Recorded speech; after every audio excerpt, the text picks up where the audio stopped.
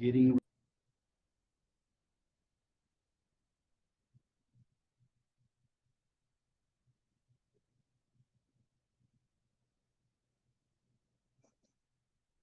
tomorrow in South Padre. Yeah.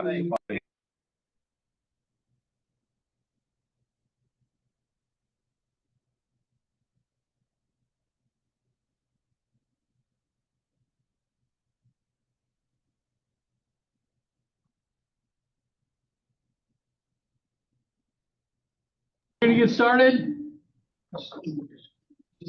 Welcome, everyone. This is Rick Ruvin. You get the award, Rick, for the furthest traveled mega agent interview we've done in 4 years. So with that, it gets you a free lunch and a couple of waters here. You get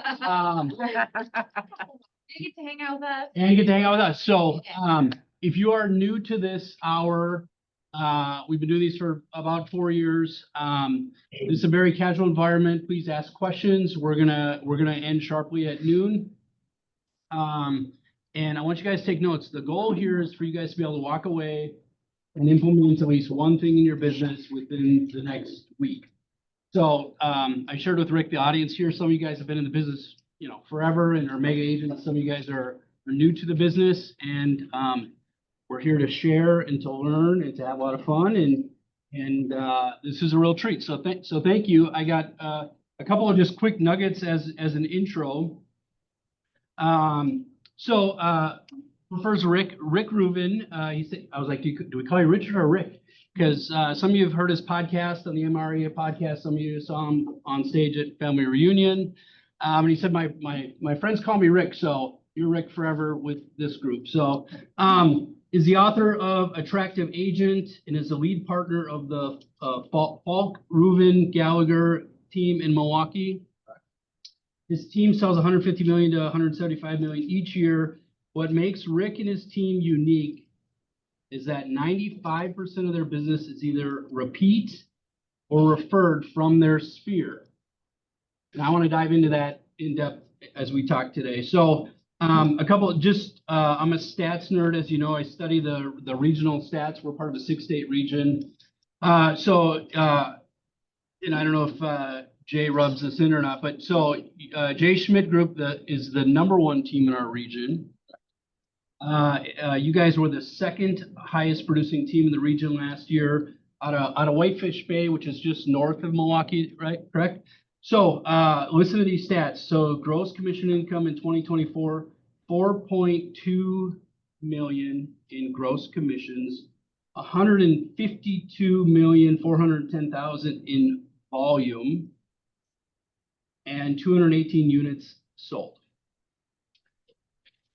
That's a lot of business. So the last comment that I want to share before I just be quiet and listen and learn. So I've known Charlie Stille for years, your team leader there, and I text Charlie and I said, hey, I'm getting ready to interview Rick here. What impresses you about working with Rick? And is there anything you'd like to share just in your time in knowing him? And then you got a dial tone. Yeah, exactly. And he's like, who's Rick? No, he said, here's what he said. His level of calm is comforting to his clients. And if you've listened to the podcast with Jason, you've heard that. He also has an incredible ability to explain things of complexity to his clients in a way that a 5th grader would be able to understand. That's what he said. Nice. Yeah. I like that. So let's give Rick a warm Edina welcome. Thanks for coming. Yes, you're such an impressive 5th grade class. I think. Yes, really. We might make it.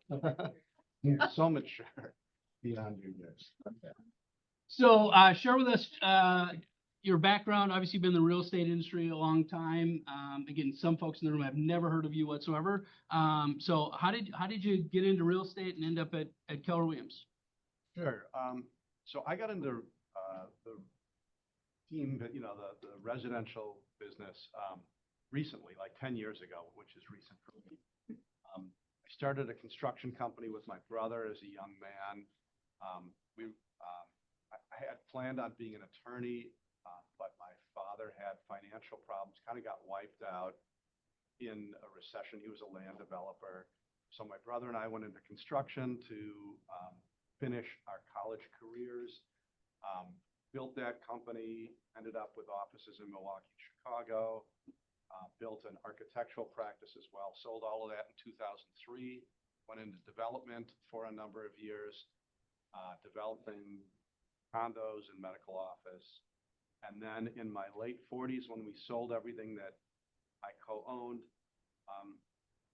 my wife gave me a hard time, said I was too young to retire. So I ended up buying a small real estate team in Milwaukee. It was small looking back, but it was, big 10 years ago. And started to build off of that team. I thought it would be easier to start on first base than home plate. What's small?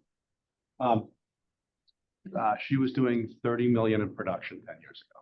So I mean, that's big, but Oh, so small. relatively speaking, And at the time, were you guys, I'm trying to remember when you guys opened in Milwaukee, were you at Keller Williams then, or was it a different brokerage? no, we started at Coldwell Banker. So that's where Katie was when I approached her. Back then, Coldwell Banker's main competition was the graveyard. I was the youngest person there by a mile. And it was nice. It was a really nice environment. And so I moved the team to Keller Williams, I think within 3 years, and it was 3 years too long. Keller Williams is a great, Coldwell Banker is a great organization, but like this wouldn't be happening at Coldwell Banker. Like this is unique to Keller Williams, this collegiality, the sharing, the education. Yeah.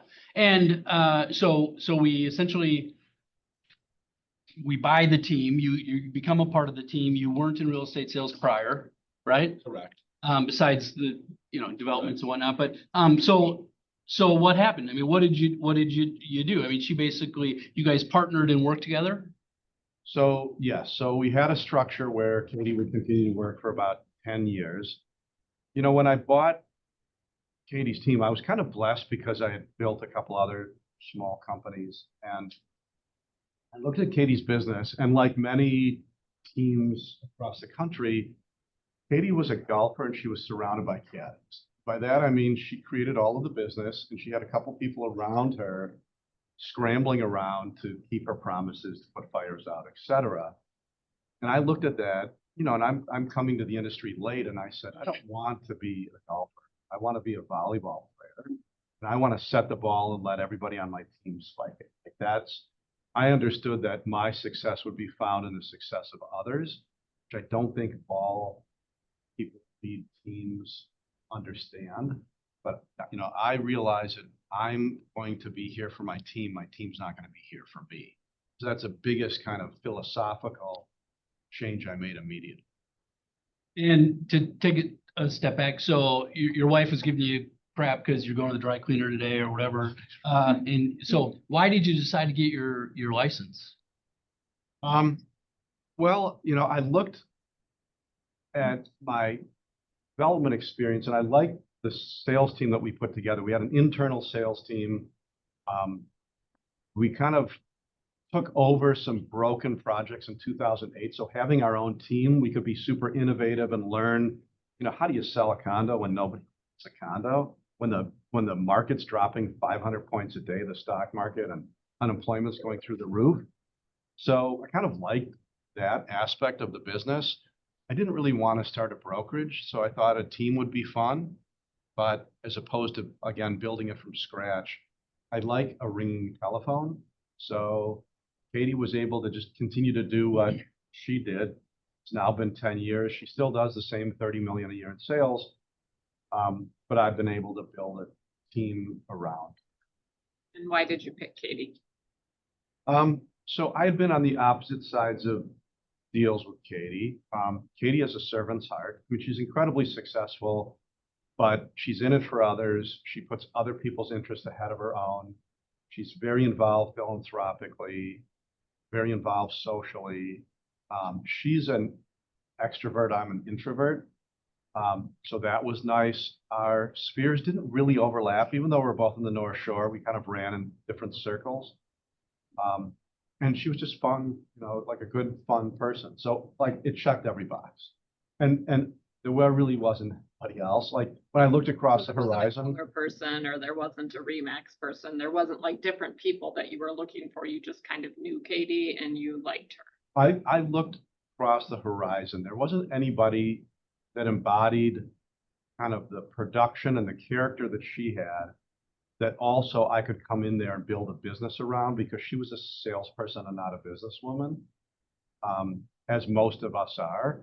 And I felt I was a business person more than a salesperson. And I really kind of still don't consider myself a salesperson. So what did you, so we come together, excuse me, with Katie.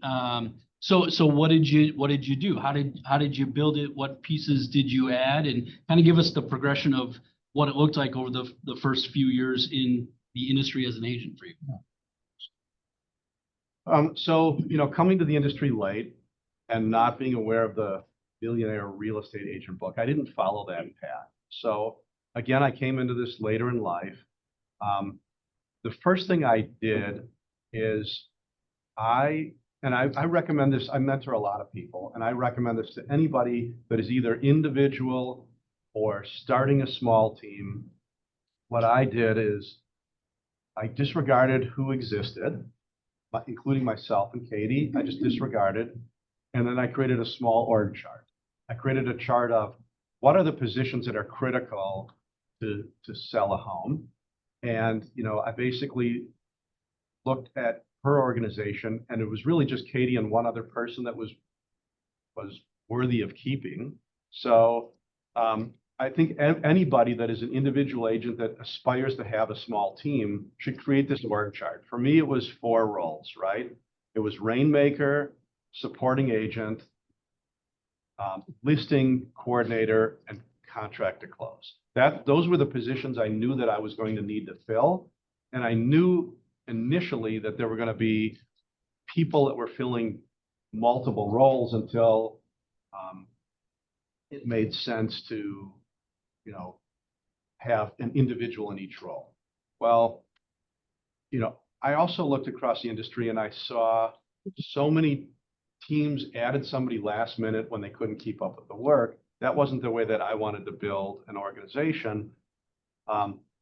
So we really built out the admin team. We built an admin team that Katie and I didn't need. And then we started hiring agents, because I felt like, white glove service, like we deal with the highest end sellers primarily in Milwaukee. They're used to Ritz-Carlton and Four Seasons service. And, salespeople, we like the action, we're scrambling around. We can, I always say salespeople are heart surgeons and admin people are attorneys.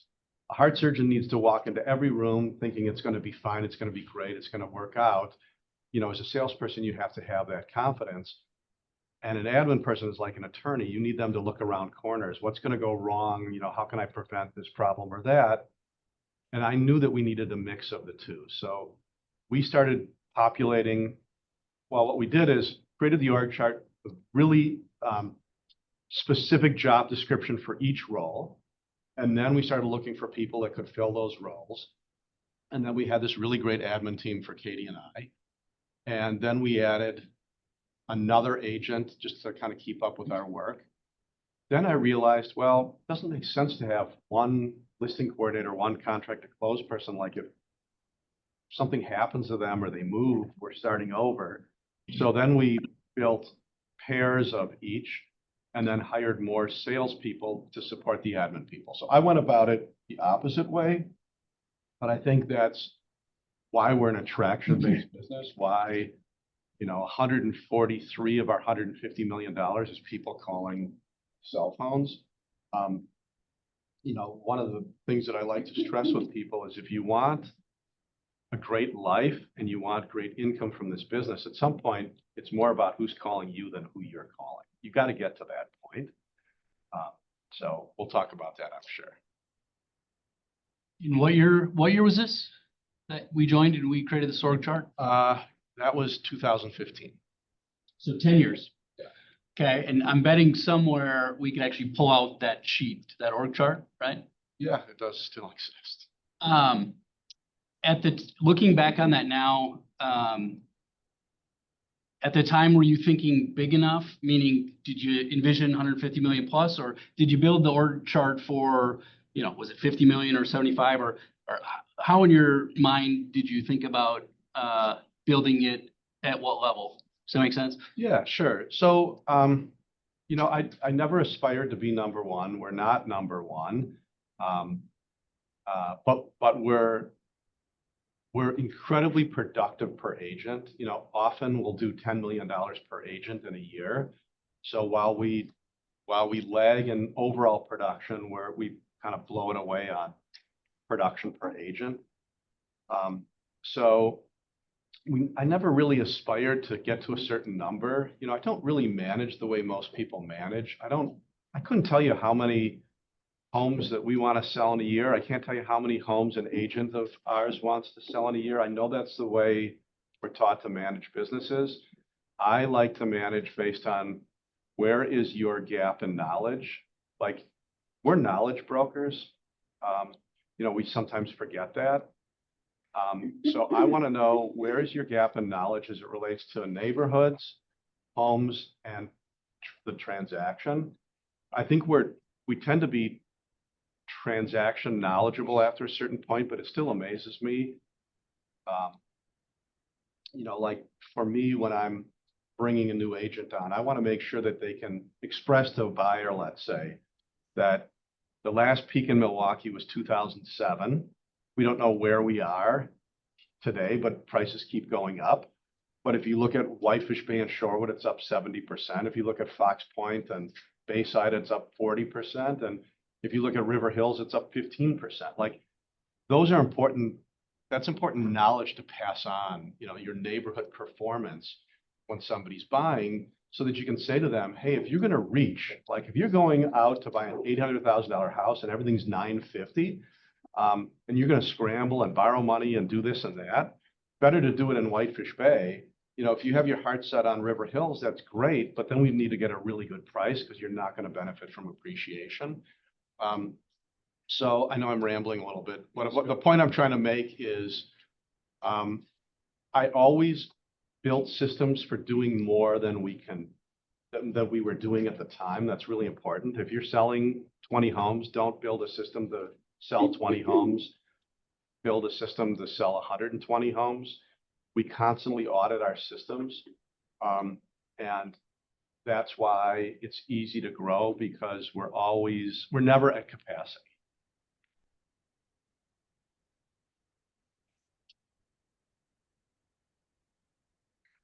So of the 150 plus million, so what does your personal production look like in that? I usually do 35 to 40 million a year. And I just work with sellers. I don't work nights, I don't work weekends, and I spend almost half my time out of state. How many want that? Yeah. So let's dive into that on the personal side a little bit. What's your personal life look like? And then I want to get into the kind of specifics of the referral business and whatnot. But so we were talking about college kids. So tell us about you on the personal side, and how do you integrate those expectations with clients as far as no nights and weekends? Well, let me start. I have 2 boys. Well, 3 if you include my golden doodle Manny, who's my third son. When people ask what my goals are, my goal is simply to live up to the image that my boys have of me. That's really my only measuring stick, which is a big one. My ex-wife is one of my best friends. We talk every day, have a lovely relationship. I'm blessed to have a girlfriend in California where I spend half my time. I worked very hard to get the business where it is, but it was important to me, again, to build leaders. I don't cast a big shadow. I don't produce more than 20-ish% of what our business does. That was important to me. If you produce all of your business or most of your business, you have a job and not a business. A job, it's a great job, but understand that it's a job. And, you know, it's a highly paid job, but at this point in my life, I wanted a business, not a job. And I wanted people within my team to be able to grow and thrive.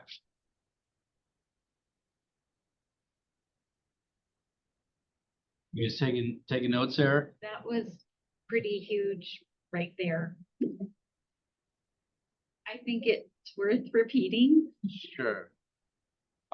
Business versus job. If you're producing, what percent did you say of the Well, business you're in a job? yeah. So if you go away, and there's nothing coming in, you have a job, right? Or if you go away and the organization can't sustain itself, you have a job. A job is great, but it's important. A lot of people that run teams think that they have a business, but they don't. They have a job.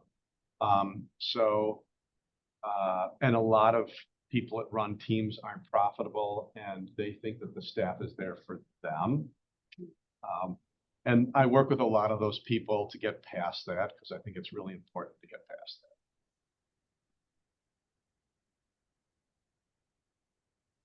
that. And feel free to challenge me. And I mean, this is interactive. Like, take this wherever you We're want just to. all taking it in. Okay. For you old duffers in the room who've been around a while, I sit here with you in, with your glasses and just kind of how you look and how you talk. You remind me of Todd Bootser, our former regional director. If you know of him. And The demeanor, yeah. He's been, he's since retired and whatnot, but yeah, I mean, so some of us are sitting here in the room, getting smacked between the eyes saying, I definitely have a job. One of my coaches recently asked me, I was going on a trip with my wife. She said, how do you come back from your trip and you're sitting on a stack of leads that are just, in front of you on Monday when you get to the office?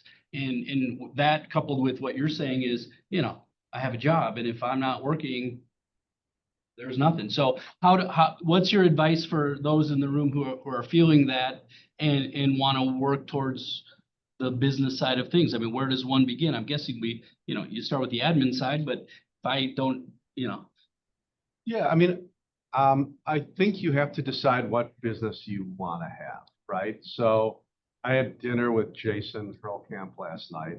I don't know how many of you. We've interviewed him here. Yeah. Yeah, good, really good guy. He and I are friends. We have very different businesses, right? So he is a paid lead gen business. He's, the son and grandson of a farmer. He works incredibly hard. And he's a stand-up guy. I've gotten to know him. And that's like one avenue. I'm all about building an attraction-based team. Don't spend any money on lead gen. I think we were spending something like, I don't know, between $50 and $100 a month on Zillow, so we could so our coming soons could show up. That's our paid lead gen, I guess. I'm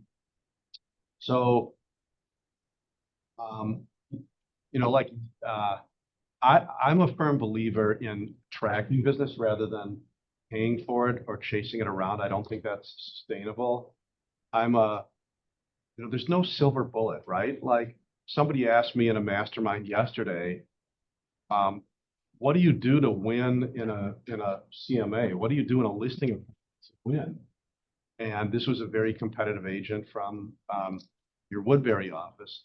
And I said, I win the other 364 days a year, right? Like, the way we live our lives, the way we pour into our communities, what we do for others, that's how I win a listing appointment. Like, I want to walk in there knowing that I don't have to sell. I just have to be, genuine and let our reputation, let our effort do the talking. So I think that's a really important concept to understand, that if you're out there doing good in the world and putting other people's interests ahead of your own and helping other people succeed, everything that you want comes to you. It really does.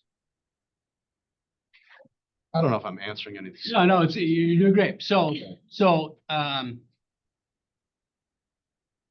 So what you've created essentially is, again, this attraction-based business. I'm in the audience sitting here saying, okay, Rick, how do I do that? So what are the top 5 things you guys do to do that with this white glove service? What are things that I can replicate here in this market that you recommend? I mean, clearly you've built a model per se in KW terms that works really well to do so. If you were coaching me, what would you tell me to do? Sure.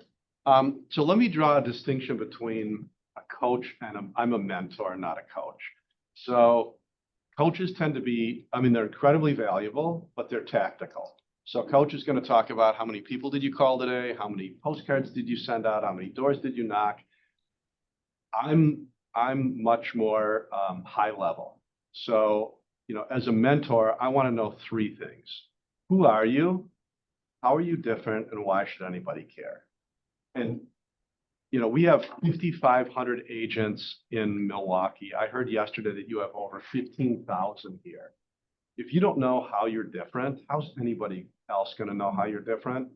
You never want to be one of 15,000. You want to be one of one. Sometimes you're going to have more success being different than better. So I think it's really important, kind of 3 things.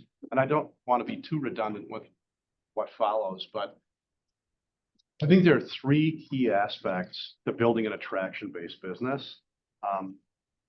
Number 1 is, and it's counterintuitive, but you have to pick an audience.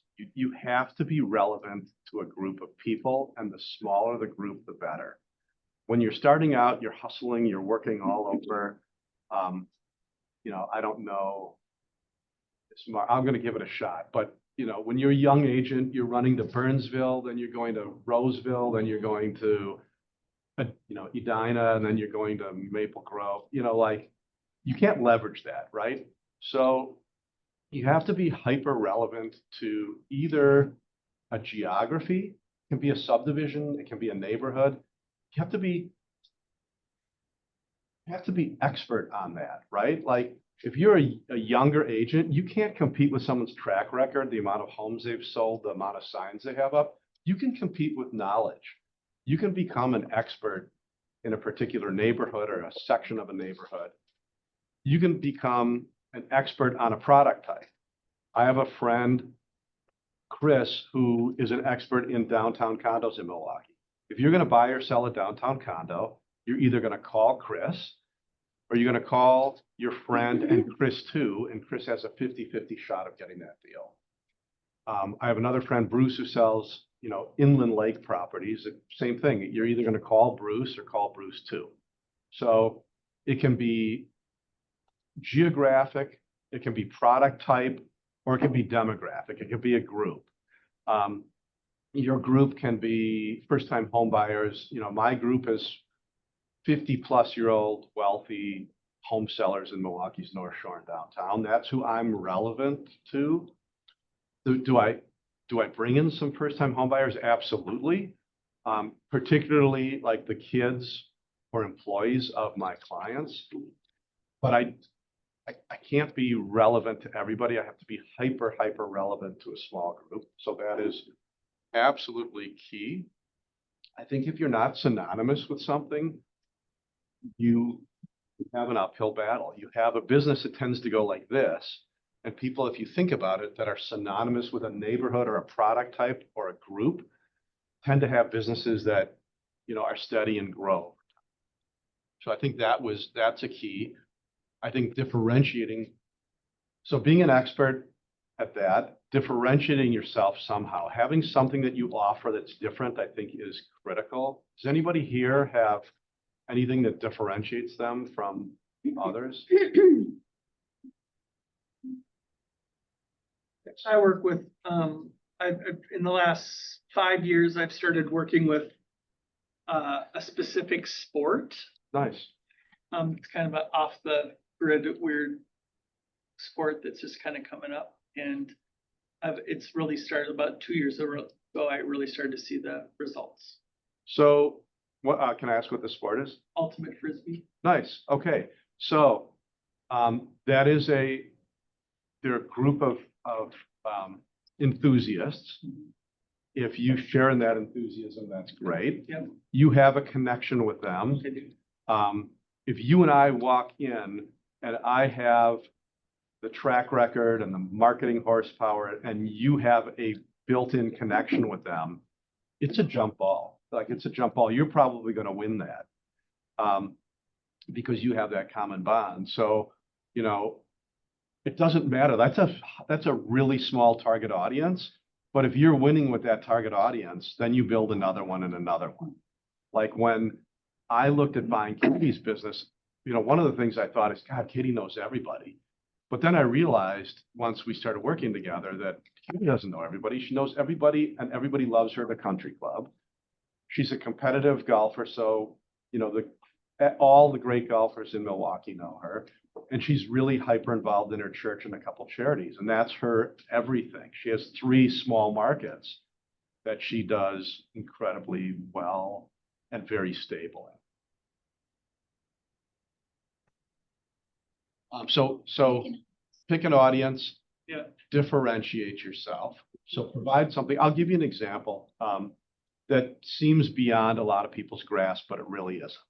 So a lot of the larger teams throughout the country that I end up speaking with, they have something where they come in with an instant offer. So I thought, you know what, why don't we do that? But then, you know, you're tying up a lot of capital. If you're willing to go in and buy somebody's house, you're tying up that capital. And then, you know, can you do a second one and a third one?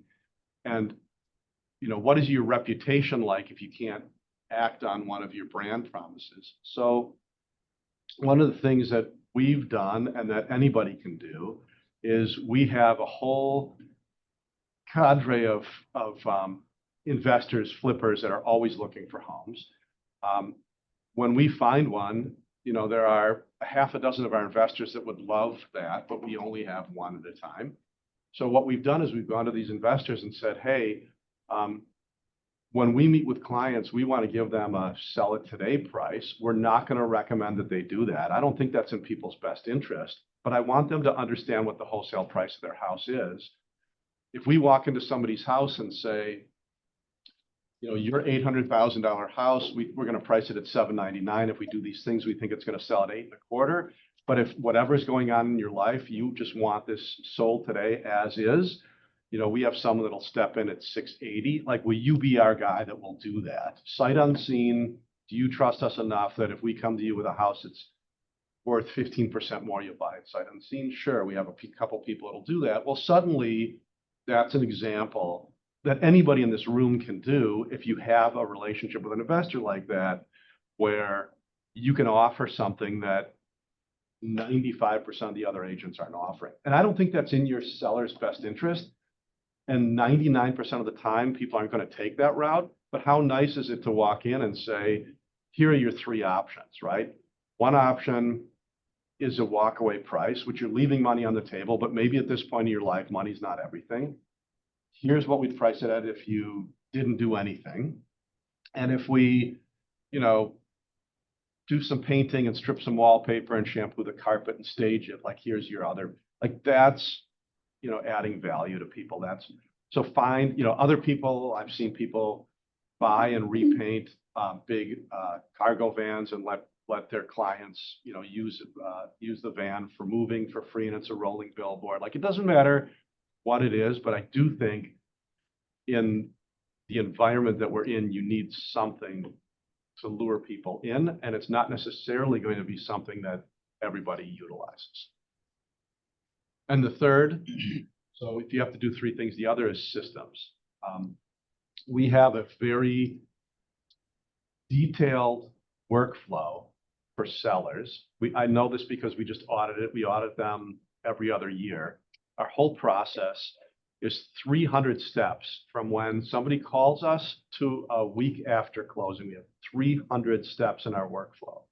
Nobody has to answer this out loud, but just think to yourself, how many steps do you have when you work with a seller? The answer is you have 300 steps too. Like, if we have 300 steps, you have 300 steps. Some organizations have those all laid out in a workflow, and other people are laying in bed at night thinking, oh shit, like, what did I forget? Right? And when you start layering multiple homes on, that becomes very stressful. So I'm a firm believer that you have to have a systems and process-oriented business. If you're an individual agent or you're a big team, it doesn't matter. If you want to go from being an individual agent to a team, you have to have a process that you can plug people into. If you already have a team and you don't have a process, you have powerful people, not powerful systems.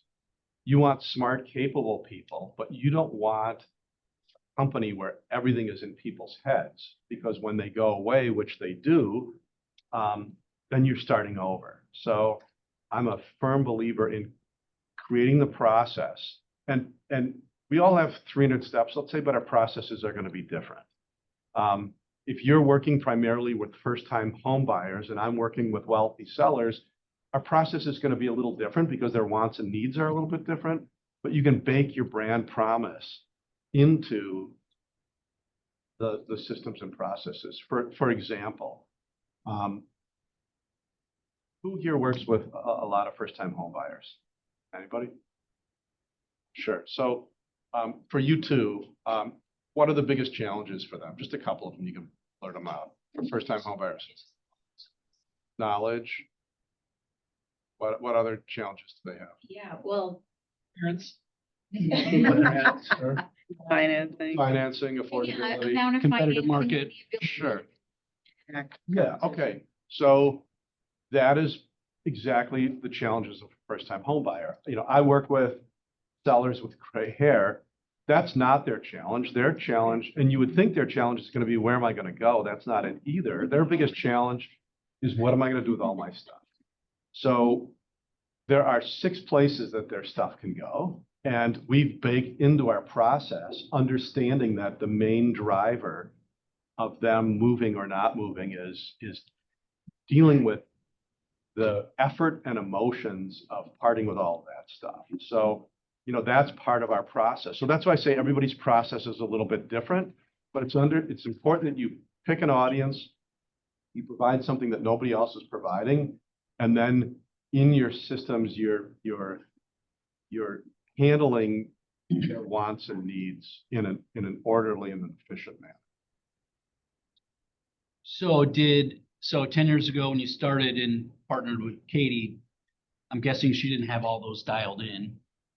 So if I'm sitting here today saying, hey, I need to create a process like this, what would the recommended steps be to do so? And is that something you, Rick, did, or you hired talent around you to put that together? Sure. So yeah, because this is real. So when we came together, you know, anytime Katie and I had a difference of opinion, it always ended in a hug. But she didn't have any systems or procedures. It was all effort, heroic effort. I'm not a fan of heroic effort. You either, you burn yourself out or you go through people. So the challenge with Katie being a 4-person team without any processes, I mean, they were basically like manila folders with notes on the outside of the folders. So the challenge initially was, we had a different perspective on what success meant. And for Katie, the deals were more important than the business. So the business could adapt to any deal. And every transaction was different, and you did whatever the client needed, no matter how. They needed their house on the market tomorrow, it was on the market tomorrow. If they wanted to overprice the house, you overprice the house, like all of these things. And I explained to Katie that that's not, you can't scale it. You can't build a business that way. And that there are going to be certain clients that don't fit our business model. And it took a while for Katie to kind of come around, because, she came up in an era of, there weren't teams, it was individual agents. The first one there got the deal, you got things on the market the next day.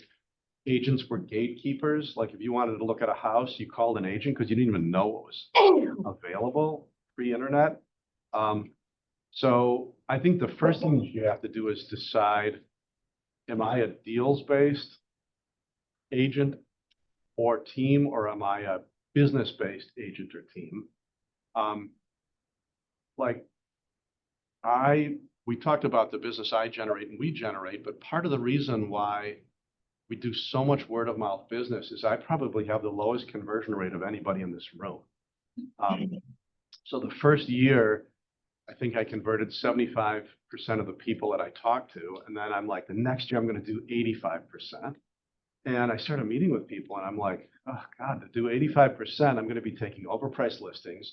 I'm going to be working with husbands and wives that are bickering, with one another. And guess what? They're going to be doing the same to me, once the sign goes in the ground. And I realized that's not, like every deal's not a good deal. Every client's not a good client. So that's part of it too, in building a business rather than the deals. I want people that listen to me. If they listen to me, it's going to be a good outcome. So I probably convert half the people. I need to do this caveat. So 90% of the time, someone's calling me. I always joke, 90% of our appointments start with a hug because we're working with the same people over and over again. The 10% of the people that I meet within a given year, that's where I convert half of those people. And I convert very few of them if it's multiple people competing. Like if multiple people are competing, it usually goes to what? What agent gets that deal? One of two agents. First one. No. I mean, thanks for Highest price. the person that gives them the highest listing price or the person that gives them the lowest commission. And in my market, that tends to be the same woman. So that's why I work so hard. Yeah, right. That's why I work so hard to not be in that type of competition. That's why I talk about the other 365 days a year, 364 days a year. Yeah. Can I ask you a question? So when you say every client is not a good client, and I understand how you're working with people, and I love what you said when you said, if they do what I tell them to do, what the outcome is going to be. It's going to be a positive outcome. Yeah. Do you say things like that to them? Like, are you just, I don't know, I'm trying to understand because I'm kind of like you in that aspect too. So when you go in there and you meet with them, do you say, hey, if you do this, it's going to turn out great. If you don't and don't listen to me, it's not going to turn out well. So in a nutshell. Yeah, well, here, I'll give you my CMA. I don't have a flip book. I don't bring out a computer. So when I meet with somebody and they see our signs all over town, I explain to them that I've never sold a house. And we sit there in silence for a few seconds. And I say, I need to explain to you what that means. You're hiring me for 5 pieces of advice, right? What should we do to get the house ready? What should it be priced at? When should it come to market? What do we do if we get an offer? What do we do if we don't? I see people writing, so I'll repeat it. Basically, prep, price, timing, offer, no offer. Like that's what you're hiring me for. And my team, who are all licensed, they're all specialists, and they're all better than me at all aspects beyond the advice of getting your home sold. So you need to understand that if we're going to work together, you don't need me, you need we. And my role is 5 pieces of advice. And then I back those 5 pieces of advice up with 2 guarantees, a seller guarantee and a buyer guarantee. If you're going to listen to me, I'm going to have skin in the game. Like when I was a developer or builder, I looked at this industry and I thought, God, no risk. And you get paid an incredible amount of money for taking no risk. So I'm comfortable taking risk. So if you buy from me and for any reason at all, you have to sell within the next 2 years, and I can't sell your house for as much or more than you bought it for, I'll split the downside on our average price point is about 800. So I'll split the downside up to 20 grand.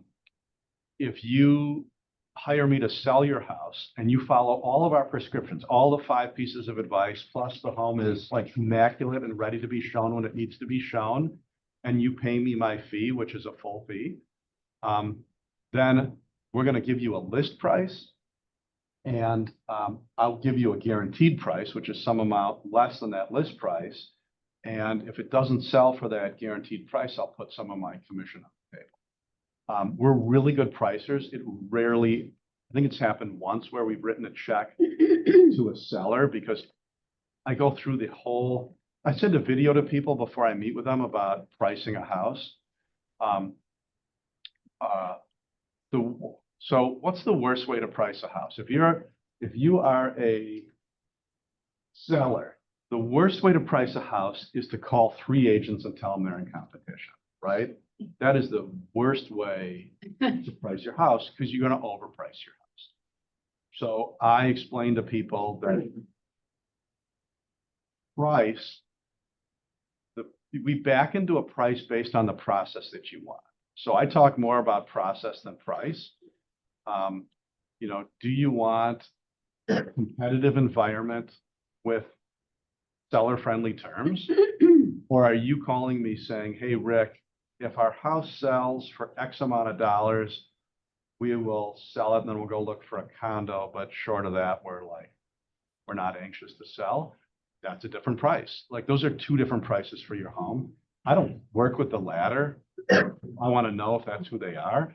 But most people want a streamlined process. They want a competitive environment. We can't guarantee that, but we can set the environment to create that. Each person, or is it just something you've pre-recorded, you send it to everybody the same? Yeah, so I'm not a social media guy. Like I don't get any business from social media. The analogy that I use is when I'm looking to add somebody to my team, and I usually spend lots of time with them before I do, I'm not looking for them on Instagram or Facebook. I'm asking others, like, who's fantastic? I'm looking at people on the opposite side of the deals. And then before I offer them a job, I check out on Instagram or Facebook to make sure I'm not hiring a freak, right? So, and I think that's what people do with us, to be honest. Like, I think social media is confirmation that they're making the right decision. So I do these videos. I try to film almost a year's worth at a time because I don't have great patience. But I'm talking to my audience, my 50-plus-year-olds. So like that pricing video is one of them. Like, how do you price a house? What is the analysis looking back? What's the analysis looking forward? And then what's the wrong way to do it?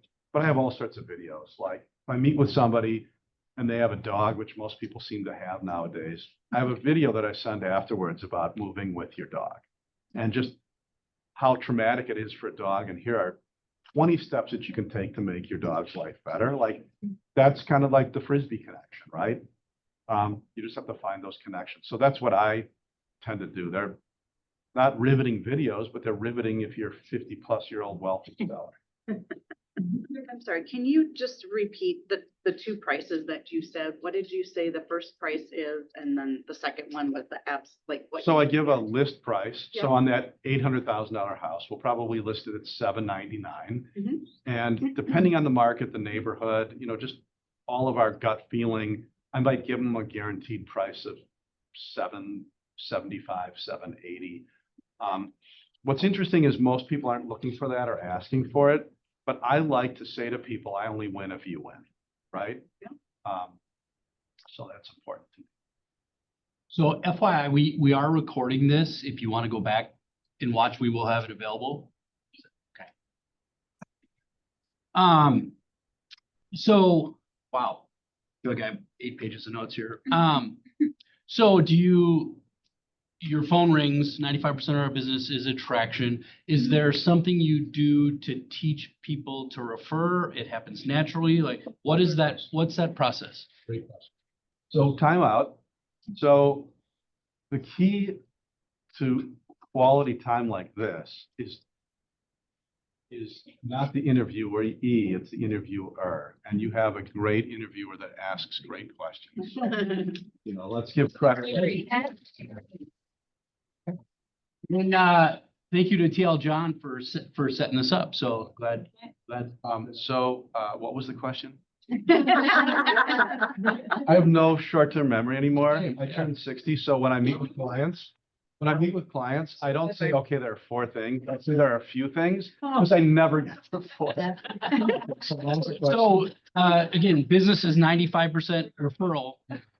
Do we teach people how to refer to us? Does it happen naturally? Are we just lucky? Like, how do people refer you, and what's your role in making sure that happens besides giving great service?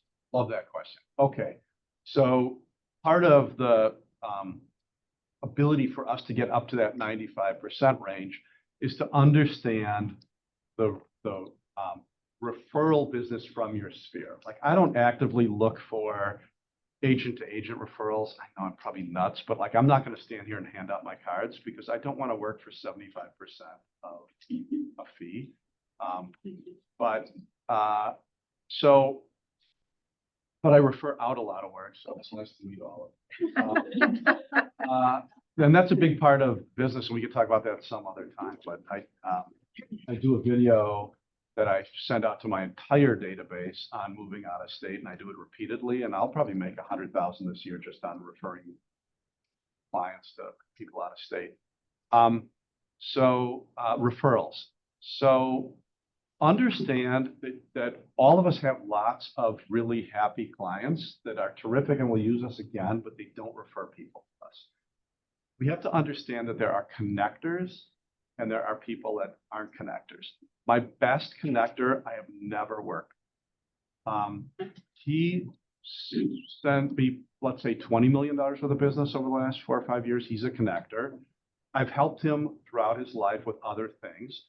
And I understand that he's a connector. He loves to create a text and connect me with other people. And every single time he's done that, it's resulted in work. I have a number of people that are connectors, but if I have 1,000 people in my personal database, I have a couple dozen connectors. So if you have 100 people in your database, let's say you probably have 1 or 2 connectors. Connector does not want a bottle of wine. They don't want a gift card to a fancy restaurant. A connector is connecting you because they derive their self-esteem from helping other people. And understand that they're not connecting us because they like us. They're connecting us because they trust us.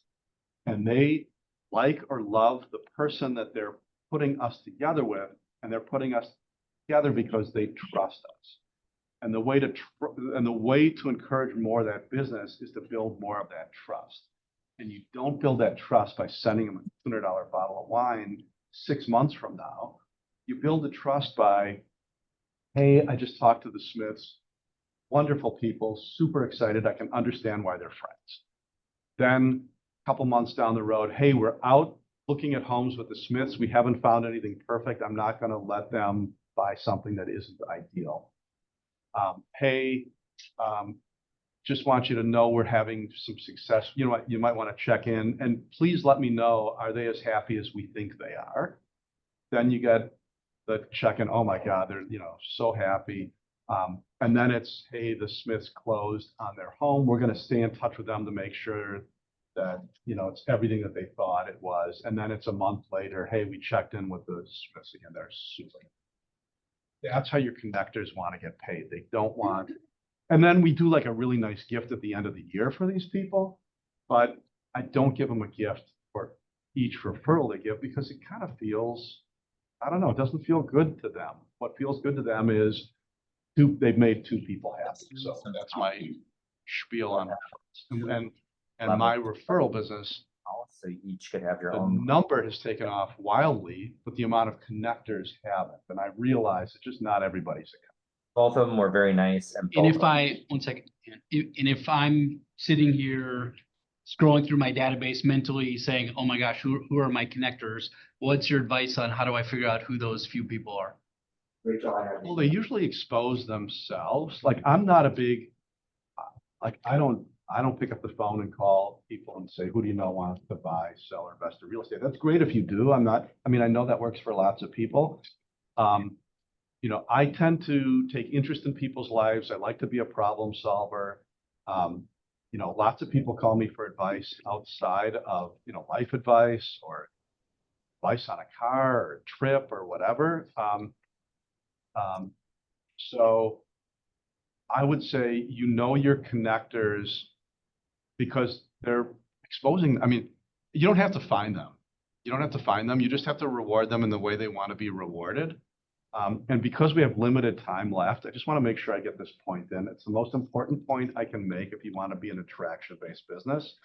And that is that I think coaches get our databases backwards.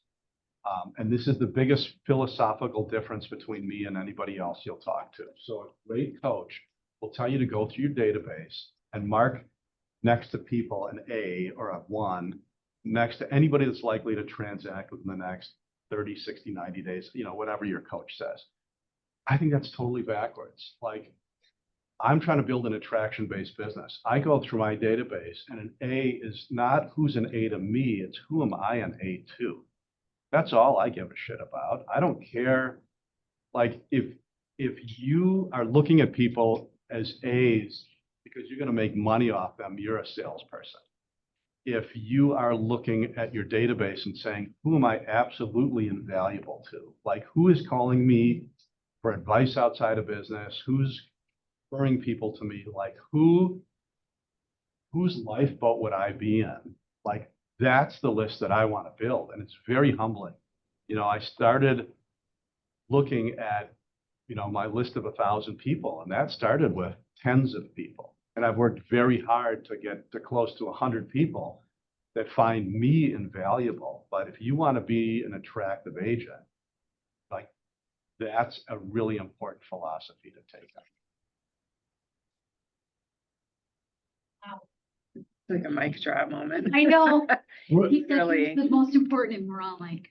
We have about 3 minutes, so we're gonna close with questions. We could literally end there and questions, but Ann, go first. Well, you sort of answered it with Perry, just having listened to you on the podcast, how you mentioned you don't ask for business, you ask, how can you help? Which is something that Perry also does that I love. Yeah. And you had also mentioned, you're not a salesperson, you're an advocate. Which I love. Yeah, and I don't know, like why am I here, right? Yeah. I'm here because we're all on the same team. Like, I used to use that philosophy just in Milwaukee, that we're all on the same team, and I'm the only team in Milwaukee where we have our competitors at our team meetings, not our brokerage meetings, at our team meetings where we're going through upcoming listings and everything.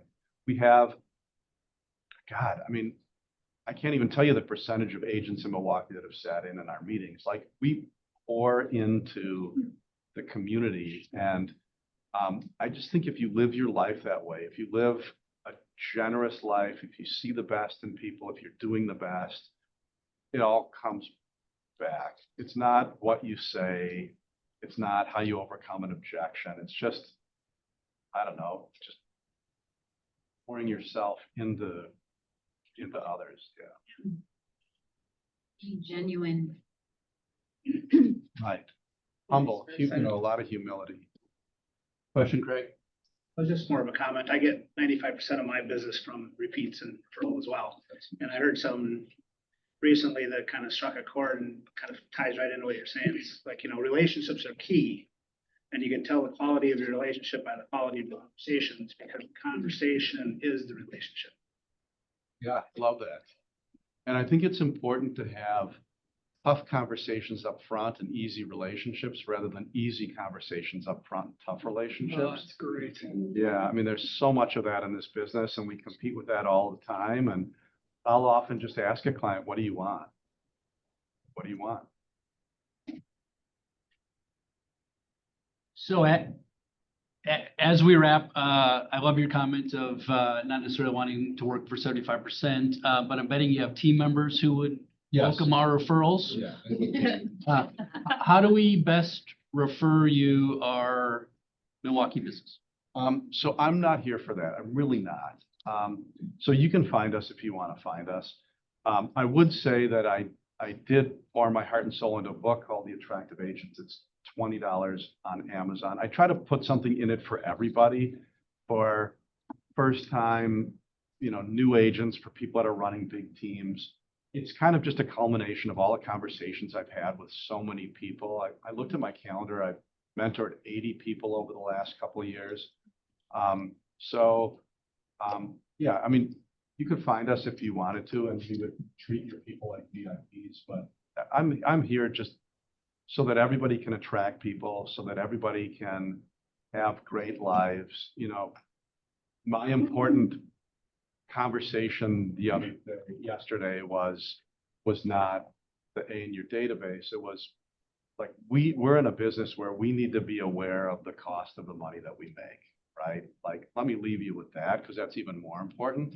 Like, this is a job where it takes effort that people outside of the industry don't understand. It takes, you're often working on their time and not your time. And, part of the reason why I'm here is we all have to figure out how to do this and do this well without sacrificing our lives or the lives of our loved ones, because that's all that matters. And I'm here to try to give you more time, have you understand that it's okay not to work with everybody, and give you some ideas of how to attract people rather than pay for them or chase them around. That's it. Yeah, love it.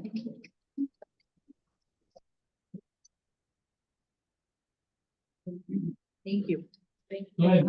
I actually have the opposite question that you did, Perry, about how you mentioned helping clients who are moving out of state. How do you find agents in places that you're not familiar with, that you trust to work with your clients, that you feel confident and good about referring them to? Yeah, great question. So I'm involved in Keller Williams at a high level. So I'm a part of a group of the top, I don't know, 30, 40 teams that we meet in Austin, which, yeah, I mean, I guess 30 or 40 show up, but it's 100 teams. So that's a pretty good group across the country.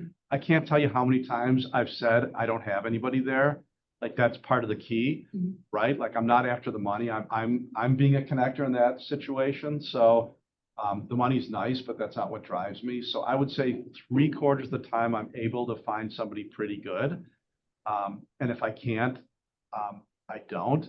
If it's somebody that I've worked with before, like in Chicago, I have my go-to people. In LA and New York and DC, like, that's easy. But if it ends up being Omaha, it gets to be a little tougher.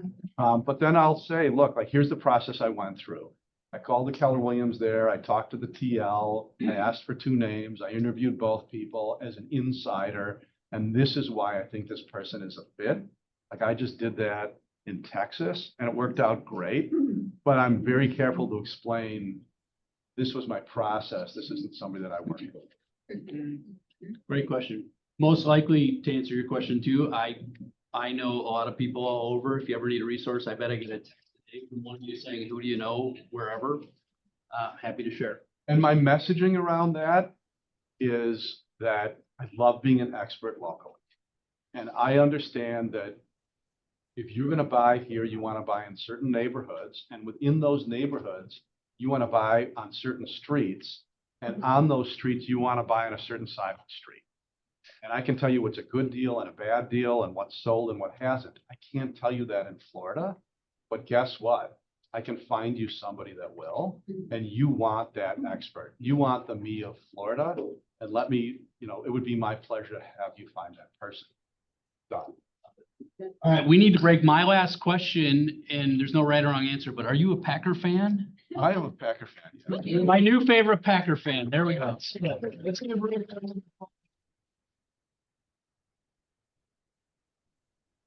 We love you anyway. Good job. Thank you. Thank That was so great. Fun. Thank Yeah, you. really nice job. That was super cool. So, thank you all. We'll see you next month.